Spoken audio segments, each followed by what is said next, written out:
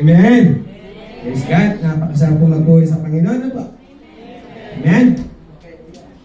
So, fresh pa mula sa encounter. Kumusta po?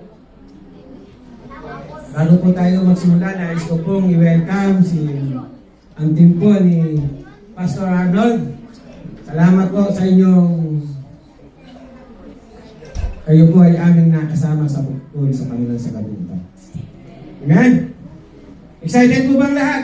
Excited! Praise God!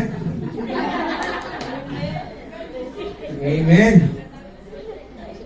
So, bago po tayo magsimula, nais ko pong i-acknowledge po natin ang ating pong mga VIP. Amen po? Tawatin po sila ni welcome. Corazon Esteron. Ito po si Ma'am Corazon. Welcome po. Si Almira Marcelino. Welcome po. Robert Marcelino. Welcome po, sir. And of course, Pastor Arnold Pagay. At si Pastora Pagay. At ang kanila pong nag-iisang anak na narito. Si Yvonne Pagay. Amen. So let us welcome in 1, 2, 3, welcome! Amen po. Meron pa po pala tayo nito sa VIP. Si Shane Alan Salvoro. Praise God po. Amen. Hallelujah. Amen. So welcome po sa bawat isa. Amen. At ang ating pong team ngayon still po ay nasa unshakable faith. Amen? Unshakable faith. Pakikalabit mo yung katabi kapatid. Sabi mo sa kanya, kumusta ang faith mo?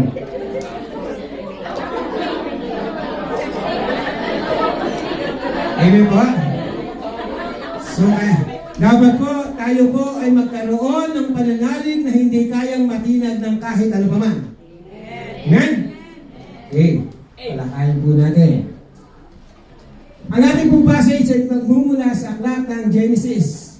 Genesis chapter 22, verse 1 to 12, hango po sa New International Version. Amen?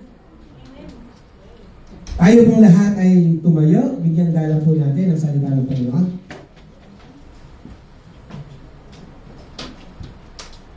Amen po? Sabi po niya rito sa verse 1, sometime later, God tested Abraham. He said to him, Abraham, here I am, he replied.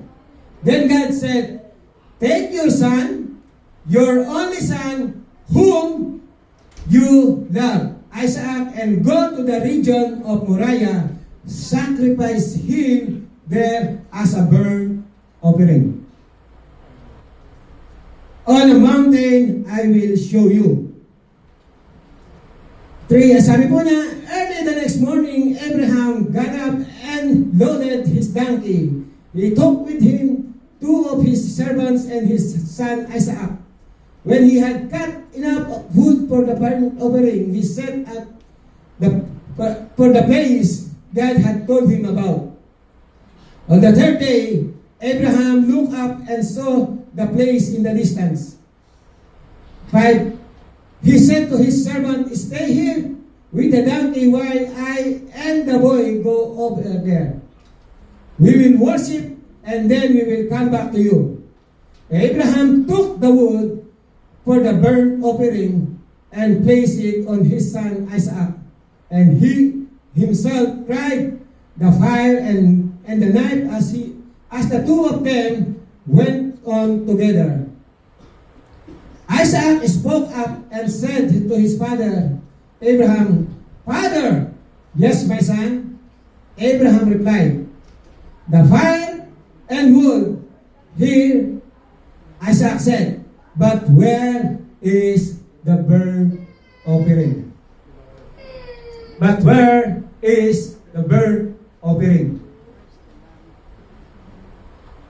Abraham answered, God himself provide the lamb for the burnt offering, my son. And the two of them went on together. When they reached the place God had told him about, Abraham built an altar. There are arranged the wood on it. He bound his son Isaac and laid him on the altar on the top of the wood. Then he reached out in his hand and took the knife to slay his son. But the angel of the Lord called out to him from heaven, Abraham, Abraham. Here I am, he replied. Do not lay a hand on the boy, he said. Do not do anything to him. Now I know that you are fear God because you have not withheld from me your son, your only son. Let us bow. Hallelujah, hallelujah, hallelujah, hallelujah.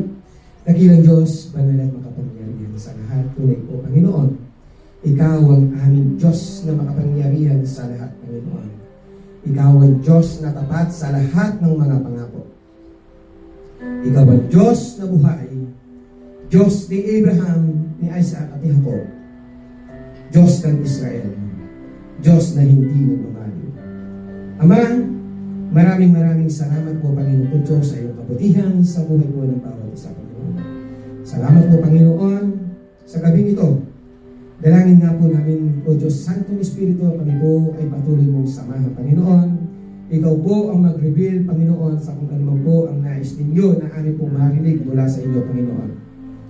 Ama, ano man po, Panginoon kung Diyos, ang mga bumabalakid sa aming paglapit sa iyong banal na harapan sa mga oras na ito. Ano man po, Panginoon, ang mga pagkakasala, mga pagkakamali, Panginoon, na aming nagawa, maging ito man ay sinasadya at hindi, Panginoon. Ito po, Panginoon, ay aming isinusuko sa iyo, tumihingi ng kapatawaran sa pangalan ng aming Panginoon Yesus. Salamat po, Ama, sa dugo na bubuhos ng Kalbaryo na sinatong naglinis sa lahat ng aming karamihan. Salamat po, Panginoon, sa kapatawaran na aming napamipalagan. And Father God, as I share your word, Lord, itago mo nga lamang po ako sa iyo likuran. At ikaw lamang po, Panginoon Yesus, ang siyang tunay na makita at maparangalan sa gabing ito, Panginoon, sa aming kalagitnaan. O Diyos Santong Espiritu, ikaw ang siyang mangusap sa aming Panginoon, na anuman po ang iyong naisin, ay siya nga lamang po ang tunay na mahayag. Muli po, Ama, sa iyo po namin binabalik ang pinakamataas na papuri, pagsamba at salamat. In Jesus' name I pray. Amen. Amen po? Hallelujah. Ano po sa tingin ninyo ang title ng ating pag-uusapan? Amen? Ang title po ng ating pag-uusapan ay The Great Test. Amen? The Great Test. Maaaring ang bawat isa po sa atin dito nung nag-encounter, bago tayo nakarating ng encounter, ay napakarami pang balakid. Tama po? But thanks God na nagdesisyon kayo na makasama at hindi ninyo pinakinggan ang anumang bumubulong sa inyo. Amen? Praise God po? Hallelujah. Kaya nga po title na The Great Test. God refines unshakable faith through tests. Agree? God refines unshakable faith through tests. Kaya nga kapatid, kung ikaw man ay dumadaan sa isang mahigpit na kapagsubukan, praise God. Kung ikaw man ay nagdaranas ngayon dahil sa iyong pananampalataya, praise God. Bakit po? Sabi po ng Bible, mapalad ang mga nagbabata dahil sa pangalan ko, dahil siya ay makakatanggap ng kalinawan sa piling ng ating Panginoon. Amen? Kaya nga po, sabi po niya, God refines unshakable faith through tests by standing firm in difficulties. Amen? Tanda po natin kapatid, walang sundalo na na-promote na hindi dumaan sa gera. Tama? Lahat po tayo naririto, tayo po ay mga sundalo ng Panginoon. Amen? Kaya po sabi po niya rito, sa verse 1 and 3, sabi po niya, sometime later, God tested Abraham. He said to him, Abraham, here I am, he replied. Then God said, take your son, your only son, whom you love, Isaac, and go to the region of Moriah, sacrifice him there as a burnt offering on the mountain I will show you. Early the next morning, Abraham got up and loaded his donkey. He took with him two of his servants and his son Isaac. When he had cut enough wood for the burnt offering, he set out for the place God had told him about. So ano pong napansin ninyo rito? Ano pong nakita ninyo sa ating nasa? Makikita po natin dito na kung paanong si Abraham na nag-obey sa ating Panginoon nang walang kahit ano pa mang obey. Tama ba? At remember, si Isaac po ay isinilang sa katandaan ni Abraham at ni Sarah. Amen? Ngayon kapatid, ikaw na nakaupo riyan, anong Isaac meron ka para sa ating Panginoon? What Isaac can you offer to God as a believer?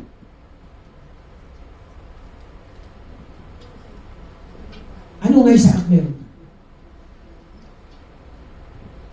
Amen? Sabi ko rito, God tested Abraham not to trip him and watch him fall, but to deepen his capacity to obey and thus to develop his character. Amen?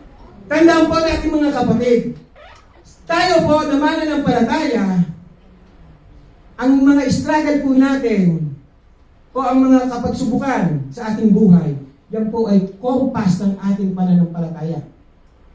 Amen? Diyan po natin makikita kung ang ating bang pananampalataya ay lumalago. Nadidevelop ba ang karakter natin para sa Panginoon? Sino po dito ang mahilig sa alahas? Amen? Sabihin mo sa katabi mo, you are a precious gold. Amen? In the eyes of the Lord. Amen? You are a precious gold in the eyes of the Lord. Amen? Now, therefore, kapatid, kung ikaw ay isang alahero, paano ka bibili ng isang alahas na makasigurado ka na ito ay puro? Bibili ka ba isa kang alahero, ikaw ay gumagastos ng libo-libo at bibili ka ng peking alahas? Tama? Hindi, di ba? Of course, bibili ka yung matatingkad, yung magagandang klase na alahas. Same thing, kapatid. Because you are a precious gold in the eyes of the Lord. Therefore, God, check niya kung ano ang klase kanyang binibili. Amen? Kung ang alahas ay tinitingnan niya sa pamamagitan ng ano? Pagbuhos ng asido. Pagkiskis ng bato. Amen? Kung ito ay magpe-fade, meaning to say ito ay fade. Tama ba? Now, same thing po, kapatid. sa ating pananampalataya bilang mga Kristiyano, those struggle na ating pinagdadaanan are the acid of life to see. Upang makita po yung ating pananampalataya kung ito ay genuine. Kung ang ating pananampalataya ay nagtatagal, naglalas. Amen? Kaya nga po sabi po rito, just as fire refines ore to extract precious metals, God refines us through difficult circumstances. Amen? Ang ore po kasi, punong-puno po ito ng mga bagay-bagay pa na hindi pa siya puro. Punong-puno pa ito ng mga dumi. Ngayon pa, para po ito ay ma-refine, kailangan po ito dumaan sa apoy. Amen? Same thing po. Tandaan po natin, we are bought with a price. Tandaan po natin, hindi po basta-basta ang pinambayad sa atin, Panginoon. We bought by the blood of Jesus. Amen? Therefore, you are so precious in the eyes of God. You are a royal priesthood. Amen? Kaya nga po, sabi ito, when we are tested, we can complain or we can try to see how God is stretching us to develop in us the character necessary to be His followers.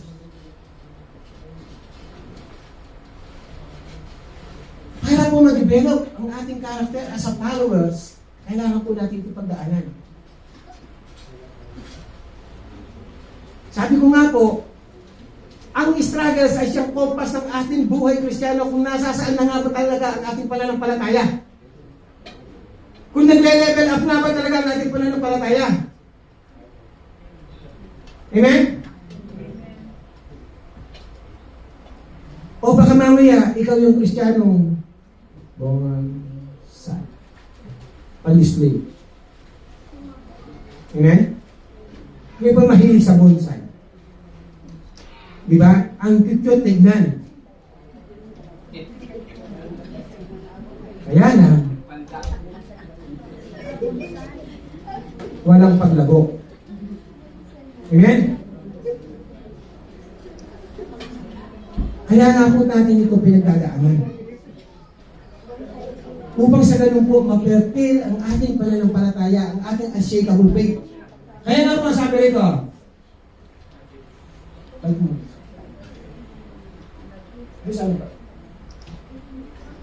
tingnan po natin. Sabi po niya rito, sa verse 2 po, sabi niya, tingnan niyo.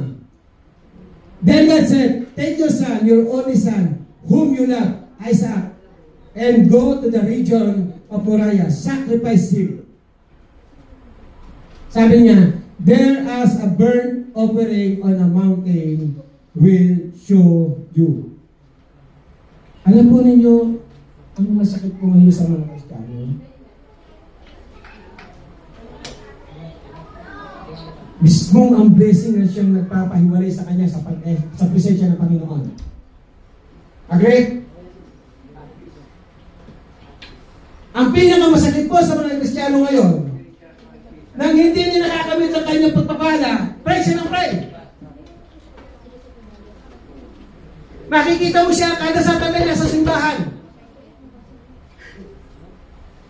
Sa lahat ng prayer meeting nandyan. Pero nung natanggap niya ang kanyang blessing, lumaki ang ulo. Hindi niya nakayanan. Yung pinakamasaklap, yung mismong blessing ang nagpahiwalay sa kanya, sa presensya ng Panginoon. Tingnan po natin dito, kapatid. Tanda po natin na si Isaac ay anak po kay Abraham sa kanyang pagkatanda. Sabi niya, sacrifice him there as a burnt offering on a mountain, I will show you. Kayo ba kaya nyo i-sacrifice ang inyong anak, ang inyong kaisa-isang anak? Nasa tagal-tagal ng inyong panahon na hinintay. But Abraham never complained. You know what is the secret of blessing?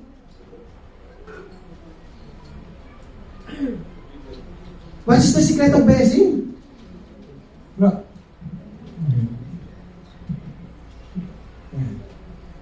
In Deuteronomy 7, chapter 7, verse 12, sabi niya po rito, if you pay attention to these laws and are careful to follow them, then the Lord your God will keep His covenant of love with you and as He swore to your ancestor.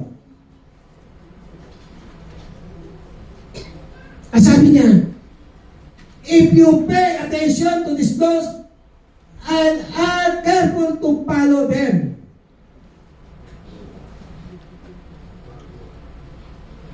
ano po ba pinagagawa sa inyo ng Panginoon? Ano po ba?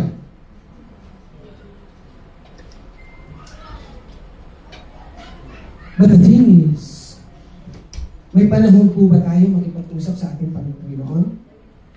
Nakakapag-devotion pa po ba tayo? May oras pa po ba tayo? Binibigyan pa po ba natin ng panahon upang marinig natin ang boses ng ating Panginoon? Amen? Kasi kapatid, tandaan ninyo, kung sa pagdidevotion pa lang, wala ka ng panahon, paano marinig? Kung wala kang panahon para makipag-usap sa Kanya. Amen? Kung wala kang oras para marinig ang boses ng ating Panginoon. Sabi po niya rito, Deuteronomy chapter 28 verse 1 and 2, sabi po niya, if you fully obey the Lord your God and carefully follow all His commands I give you today, the Lord your God will set you high above all the nations on earth. All this blessing will come on you and accompany you if you obey the Lord your God. Ano po yung napansin nyo? Conditional po, di ba? Tama? Malinaw po na sinasabi po niya rito, if you obey the Lord your God and carefully follow all His commands.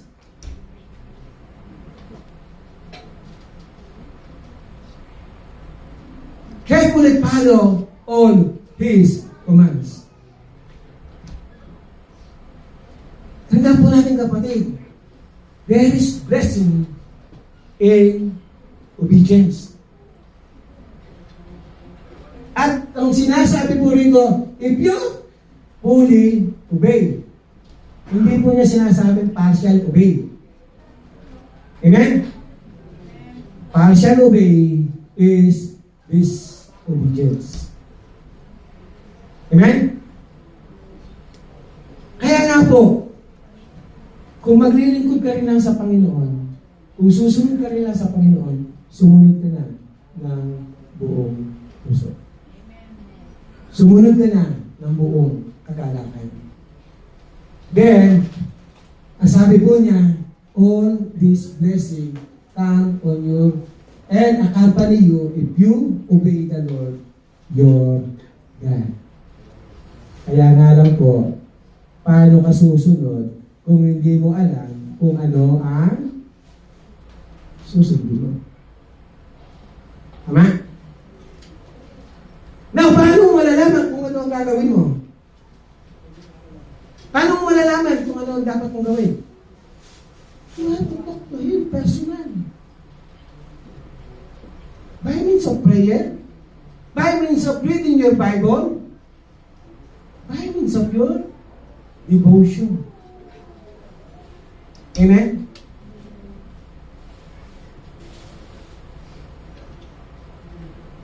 Remember po, kapatid. Kasi Abraham, kaya nga po yung tinawag na the father of faith. Amen? Kasi po, hindi po siya tatawagin the father of faith kung hindi po siya sumunod. Amen?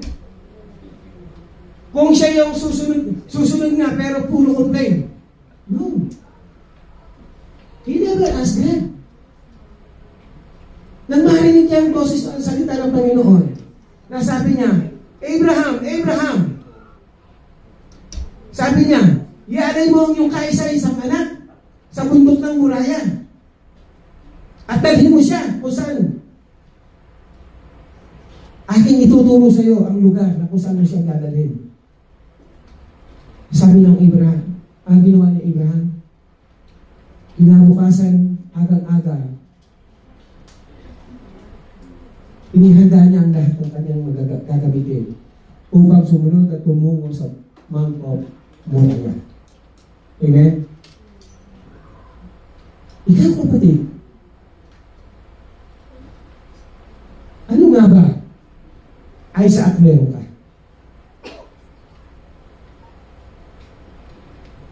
Na parang ang hirap mong bitawan para sa Panginoon. Amen? Kapatid, sabi po niya, if you fully obey the Lord your God and carefully follow all His command I give you today, the Lord your God will set you high above.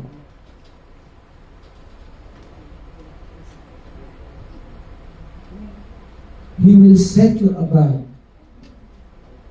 kapatid, in all aspect of your life. The very secret is to obey. Obedience is the key. Amen? Alam mo, ang mahirap nga po, yung sabi ko nga po, ang pinakamahirap sa isang Kristiyano, yung mismong blessing na nagpapahiwalay sa kanya, sa presence sa Panginoon. Bakit? Isa pong example, nung walang trabaho, nagpipray, to church, gumagawa ng prayer request, sinasabi, kapatid, pag-pray mo naman na ako ay magkaroon ng trabaho. Amen? Tama ba? Kaya lang, nang nagkatrabaho na, ano nangyari? Nakaligtaan.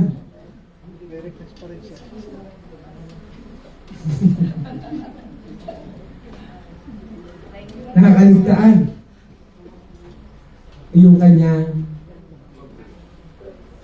Panginoon. Alam po ninyo, ang pinakamasakit po sa Panginoon, yung pag nagdasal, imbis na Panginoon, ano nangyayari? Pengi noon. Lord, pengi noon. Lord, pengi noon. Diba? Ginawang bangko. Ginawang palabigasan ng Panginoon. Amen? Kaya nga po sabi po rito,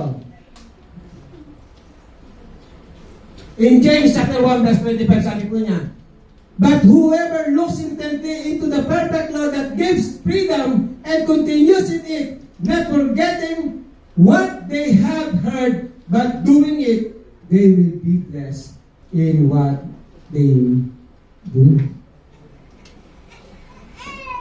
Kapatid, gusto mo pagpalain ng mga kung ano man yung mga ginagawa mo sa Panginoon.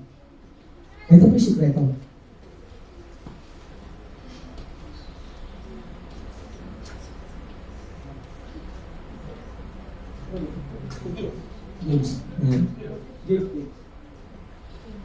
Ayan po yung sikreto. Sabi po niya, but look, whoever looks intently into the perfect law that gives freedom and continues in it, not forgetting, nakita po natin, sabi po niya, not forgetting what they have heard, but doing it will be blessed.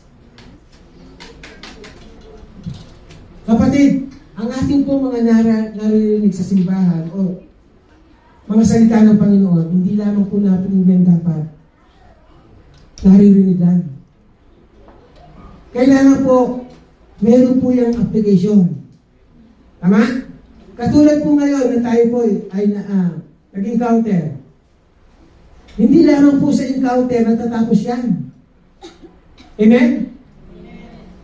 Para po ang apoy ay manatili sa ating puso. Kailangan po natin yan. Katungan. Ng ano? Ng Word of God. Amen? Tandaan po natin, kapatid, ang battle po ay wala doon sa encounter. Ngayon pa lang po mag-i-start ang battle, ngayon tapos na encounter. Yung mga personal battle po natin. Amen? Bakit? Kasi nga po hindi kayo hahayaan na basta-basta lang mag-songhay ng kalaban.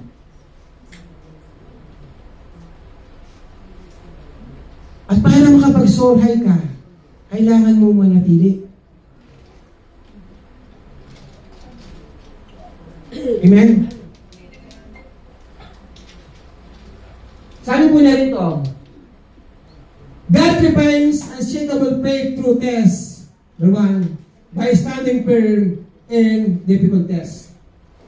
Number 2, sabi po niya rito, by trusting God's promise. Kapatid, anong promises ng Panginoon sa buhay mo ang iyong pinaghahawakan?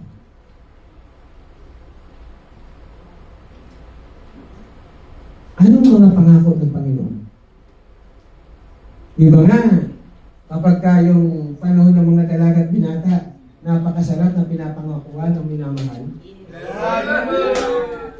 Tama ba?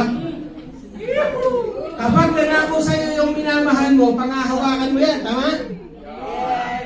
Kahit anong mangyari, pangako niya to eh. Hihintayin ko na ito ay kanyang ito pa rin. Tama? Kaya lang, minsan ito ay napapago. Tama? But remember, kapatid, ang ating Diyos kailanman ay hindi niya tatalikuran ang kanyang mga pangako. For He who promised is faithful. Amen? Kaya nga kapatid, kung ikaw man ngayon ay may mga pinagdadaan sa buhay, kapatid, huwag ka lang tatambay, pagdaanin mo lang. At patuloy mo panghawakan kung ano ang mga pangako ng Panginoon sa iyo. Amen? Sabi nga po ng Book of Proverbs, di ba? Trust with all your heart and not lean on to your own understanding. Tama? Minsan po kasi mga kapatid, hindi natin maunawaan kung ano yung mga nangyayari sa atin. Kaya lang minsan kasi pilit natin inuunawa, pilit natin inaabot sa ating sarili kakayanan. Kapatid, ang sabi ng Bible, for your thoughts. Sabi niya, for my thoughts are higher than your thoughts.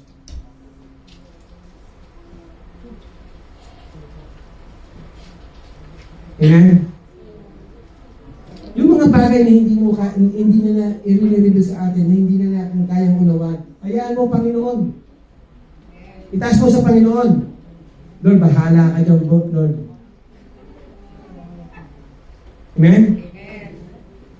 Ikaw nang bahala dyan, Lord. Inalaw mo yan eh. Kaya tandaan nyo, kapatid, ano man ang mga bagay na inaalaw ng Panginoon sa buhay mo, praise God!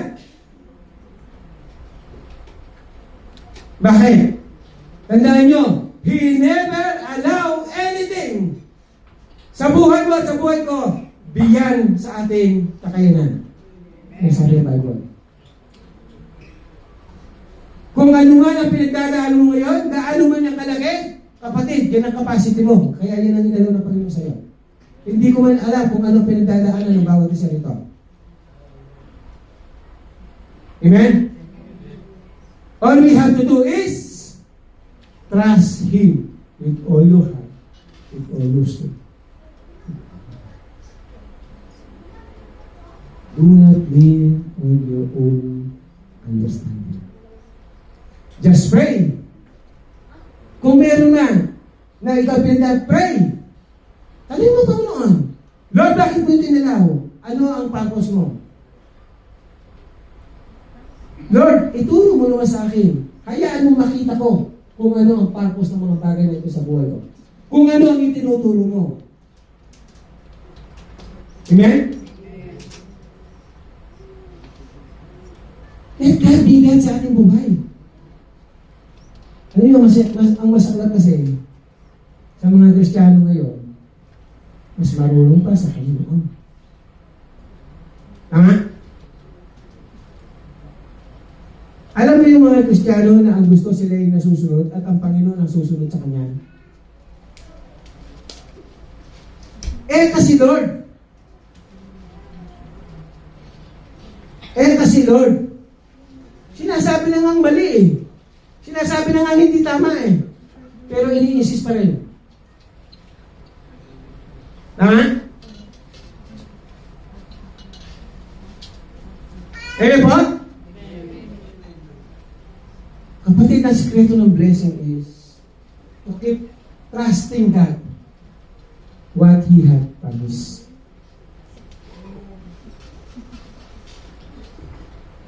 And obey with full obedience with all your heart.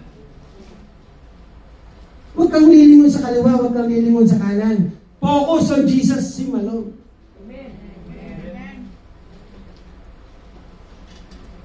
Focus on Jesus. Ano sabi ng Bible? Ang sabi po ng Bible, for those who wait upon the Lord, they will soar high like an eagle. They will run, but they will not grow weary. They will walk, but they will not faint. Oo, kapatid. Maaaring ikaw ay pinagdadaanan ka ngayon. Pero sabi niya, they will run, but they will not grow weary.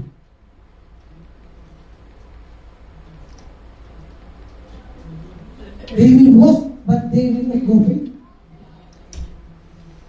Isipin mo lagi kung ano man ang pinagdaraanan mo, kasama mo ang Panginoon. At lagi mo pang sabi ng Panginoon, di ba? Come to me, you are heavenly laden. Ang sino man sa inyo yung nabibigatan, lumapit sa akin, sapagkat ang aking pamatok ay lupang magaan. Huwag mo siluhin, kapatid, kung anong meron ka. Amen? Just trust God. Bakit? Dahil sabi ng Panginoon, for I know my plans for you is to plan to prosper you. Not to harm you.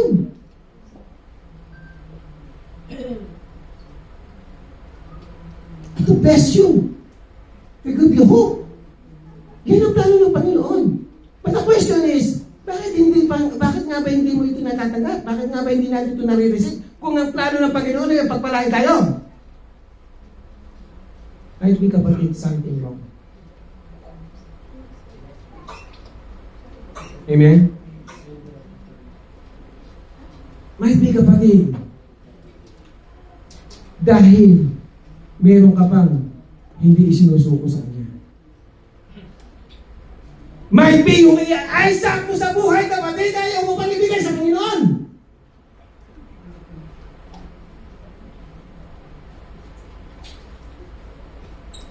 What is your Isaac in your life? Huwag mong ipagkait sa Panginoon ang iyong Isaac na hinihingi ng Panginoon. It could be your time. It could be your devotion. It could be your faithfulness. It could be your obedience. Those are the Isaac.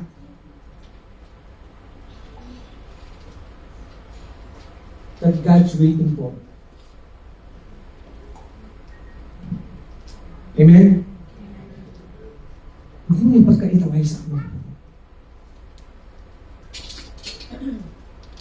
When God called you and said, bring your Isaac to the Mount of Moriah and build an altar.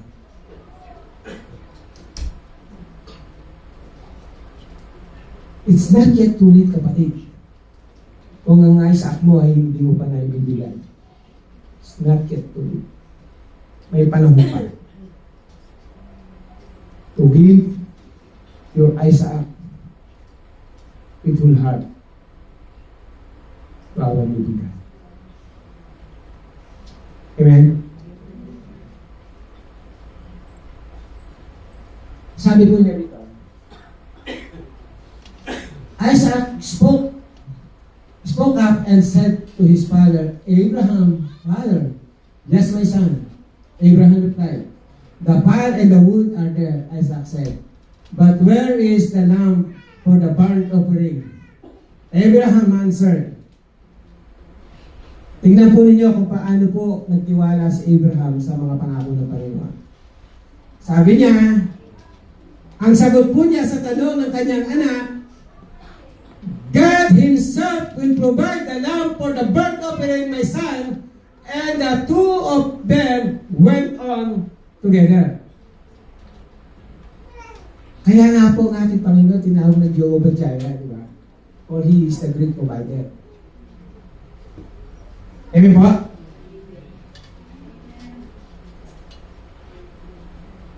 Kapatid, ano man ang mga ninanais mo sa buhay, idulog mo sa Panginoon. Ano man ang mga pinagdadaanan mo, idulog mo sa Panginoon. Lumapit ka sa Panginoon. Huwag ka magagubili na lumapit sa ating Panginoon. Amen? He will surely provide. He will surely provide for us.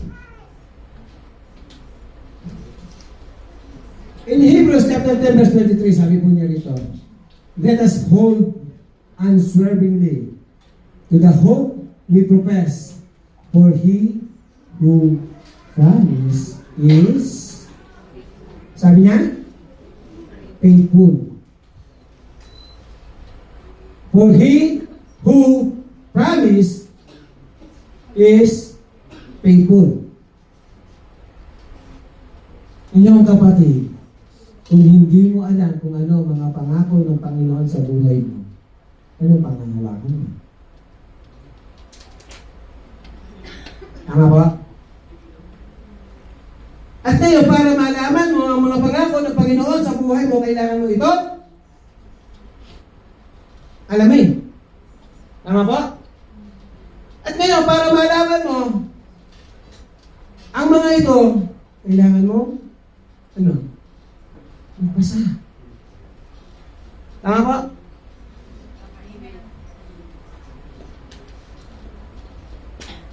Upang sa ganong kapatid, malaman natin.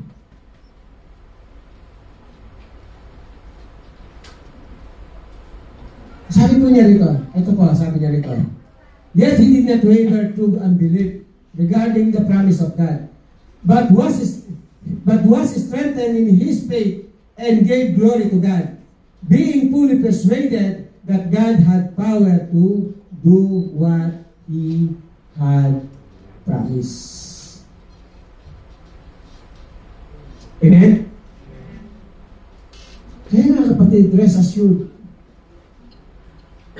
Dahil ang ating Panginoon, kailanman ay hindi niya tinalikuran ang kanyang mga pangako.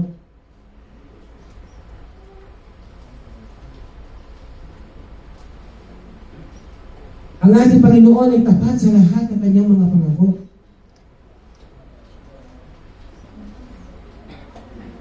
Amen?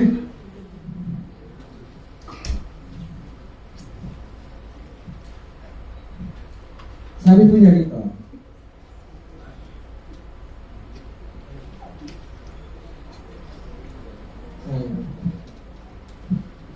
at number 3 po, sabi niya rito, God refines unshakable faith through tests. Number 1, by standing firm in difficult tests. Amen? Pangalawa, sabi po niya, by trusting God's promise. Una, panindigan, tayuan ang ating pananampalataya sa kabila ng ang kapagsubukan. Pangalawa, ating panghawakan ang pangako ng Panginoon sa buhay natin. Amen? At ang pangatlo po, sabi niya, God requires unshakable faith through test by divine intervention. Ito po yung pinakamailang, kapatid. Yung divine intervention po ng ating Panginoon sa buhay natin. Amen? Dahil ang Panginoon, kaya nga po sabi nga po natin, di ba? Kapag nandun ka na sa lurok ng sitwasyon na kung saan hindi mo na kaya, ask the intervention ng Panginoon. Ask the Holy Spirit to intervene in your situation. Amen?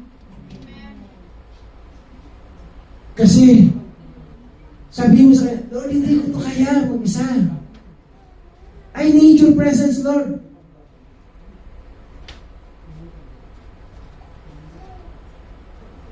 I need you, Lord.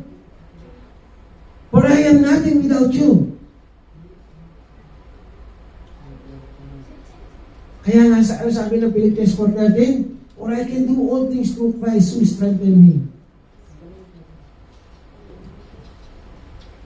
God Himself will provide you with strength.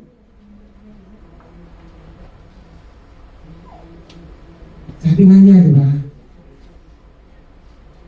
Call upon the name of the Lord. And you will be saved. Sabi po nga, Romans chapter 10, verse 2. Rely on the Holy Spirit, kapatid. Ask Him to intervene sa kahit anong sitwasyon meron ka.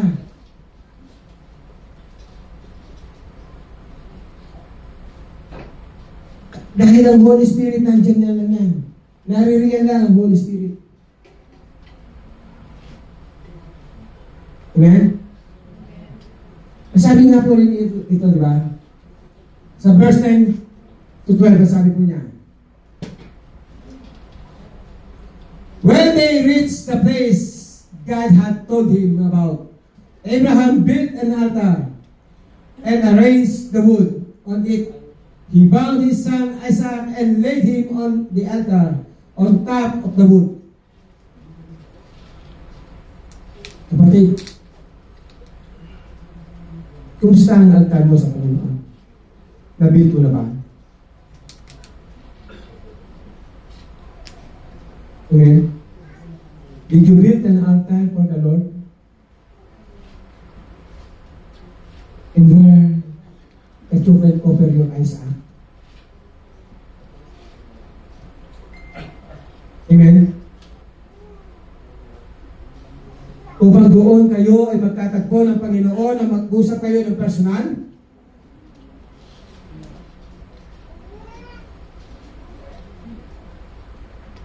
Upang doon ay ipakita sa Panginoon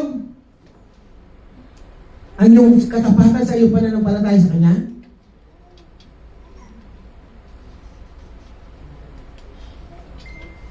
Sabi po niya rito, then he reached out his hand and took the knife to slay his son. But the angel of the Lord called out him from heaven, Abraham, Abraham. Here I am, he replied. Do not lay a hand on the boy, he said. Do not do anything to him. Now I know that you fear God because you have not withheld from me your son, your only son.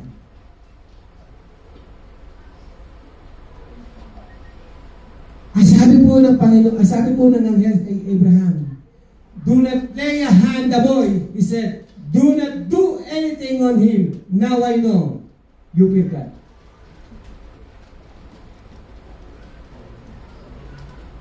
Kapatid,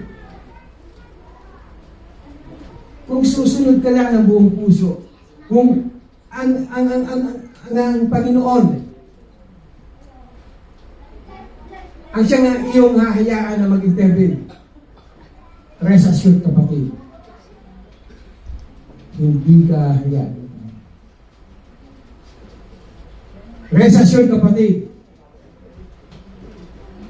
that if you are obedient enough in the eyes of God,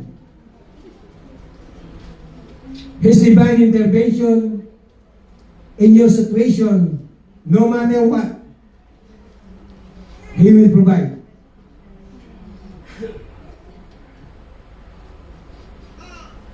Like Abraham, when he was about to slay his son, Isaac, but the angel of God appeared, called Abraham and said, Abraham, Abraham, do not lay a hand to a boy. Now I know that you fear God.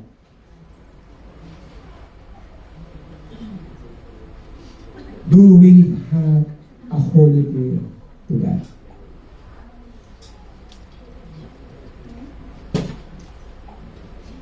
Kapatid,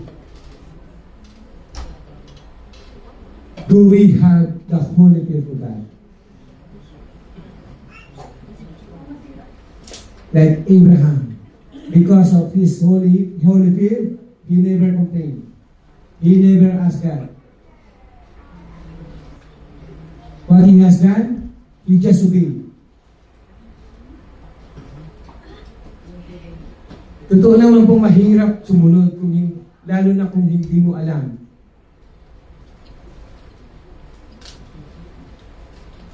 Amen po? But dito po makikita yung ating pananampalataya sa Panginoon. Dito makikita yung ating unshakable faith.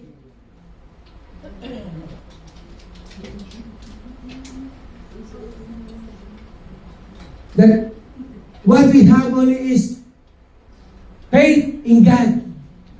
What we have to do is trust in God. That we are relying in His divine intervention. Amen? Kaya nga po sabi rito,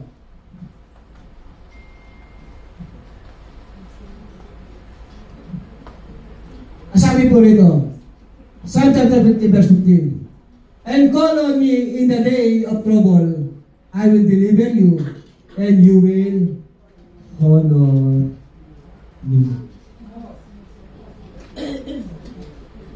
Sabi niya, I will deliver. Sabi niya, call on me in the day of trouble, and I will deliver.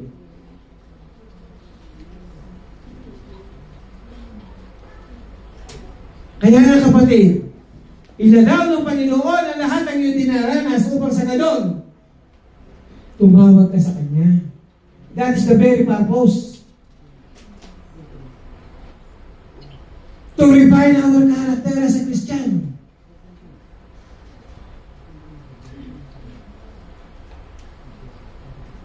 Upang sa ganon, kapatid, makikita kung kanino ka magre-rely. That if you rely enough to God, no matter what. At sabi ng Panginoon, I will deliver you and you will honor me. Amen?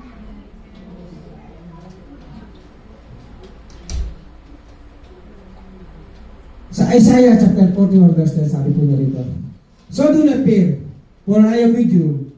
Do not be dismayed, for I am your God. I will strengthen you and help you.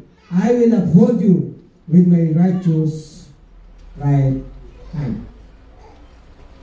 Di ba napakasarap kapatid kung ang kamay ng Panginoon ang siya patuloy na magtataas. That's God's promises. Tandaan po natin kapatid, this is a promises of blessing. Sabi niya, so do not fear, for I am with you. God is with us. He is our Emmanuel. Amen? Sabi niya, do not be dismayed, For I am your God. I will strengthen you and help you.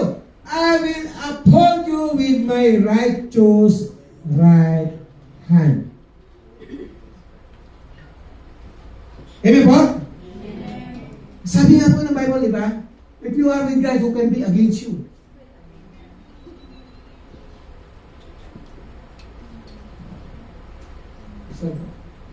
Sabi po niya rito, 2 Corinthians chapter 9 verse 10. Indeed, we heard, received a sentence of death, but this happened that we might not rely on ourselves, but on God, who raised the dead. He has delivered us from such deadly peril, and He will deliver us again. Amen? On Him, we have set our hope that He will continue to deliver us. That's the promises. That is the promises from God. Amen? Ito po ang huling verse na iwan. Sabi po ng Psalms chapter 34 verse 17. The righteous cry out, and the Lord hears them. He delivers them from all their troubles. At ang conclusion po natin, sabi po niya rito, God never promised the faith would be free from testing. God uses tests to refine, strengthen, and reveal genuine faith. Pakibalik sis. Sabi po rin sometimes faith must stand firm in difficult tests. Sometimes faith must trust God's promises even when nothing makes sense. And sometimes faith will witness God's divine intervention at the right time. Amen?